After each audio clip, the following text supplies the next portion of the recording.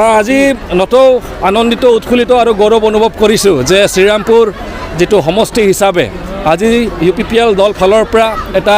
joining কাৰ্যসূচী যোগদান কাৰ্যসূচী লোৱা হৈছিল য'ত আশা কৰিছিলোঁ যে 5,000 মান মানুহ ইয়াত জইনিং কৰিব যোগদান কৰিব কিন্তু ইয়াত আহি আমাৰ যিটো 5,000 চেয়াৰ আছিলে সেইটো মানে মানুহ নোজোৰাৰ কাৰণে আৰু এডিশ্যনেল 1,000 চেয়াৰ তাৰপিছত আৰু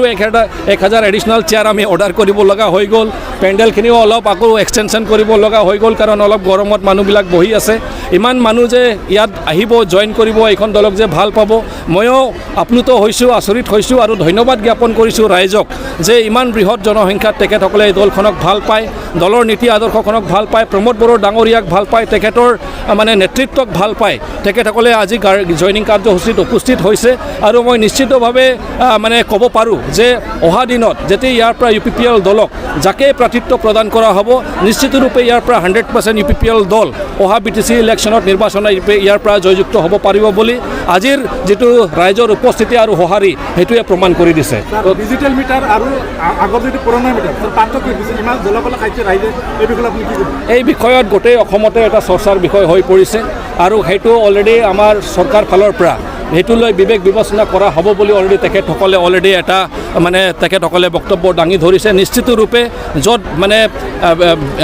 য'ত মানে অকণমান তেনেকুৱা ধৰণৰ খেলি মেলি হৈছে সেইবিলাক নিশ্চিতৰূপে তেখেতসকলে ঠিক কৰিব আৰু অহা দিনত ৰাইজে যাতে এই মিটাৰক লৈ স্মাৰ্ট মিটাৰক লৈ যাতে হাবাথুৰি খাব লগা নহয় এইটোৰ বিষয়ে অলৰেডি এটা আলোচনা হৈ গ'ল অতি শীঘ্ৰে আপোনালোকে সেই সিদ্ধান্তটো শুনি পাব আজি জইনিঙৰ আমি টাৰ্গেট লৈছিলোঁ যে 5,000 এটা জইনিং হ'ব 5,000 মানুহ ইয়াত জইন কৰিব কিন্তু আজি দেখিবলৈ পালোঁ যে ইয়াত 5,000তকৈ অধিক মানে প্ৰায় 7,000 মানুহ ইয়াত সমবেত হ'ল জইনিং কৰাৰ কাৰণে তো সেইটোৱে আমাৰ কাৰণে এটা ভাল খবৰ যে ইয়াত যিটো টাৰ্গেট লৈছিলোঁ তাতকৈ অধিক হৈ গ'ল মানুহ ধন্যবাদ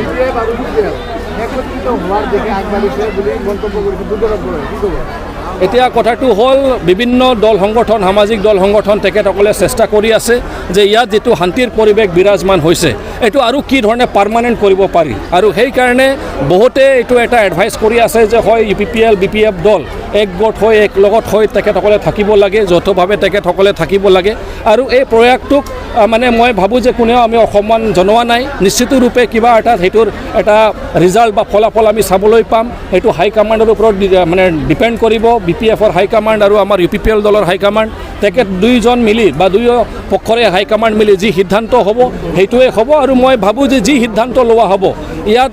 35 লক্ষ জনগোষ্ঠীৰ মানে স্বাৰ্থত সেই সিদ্ধান্তটো লোৱা হ'ব ধন্যবাদ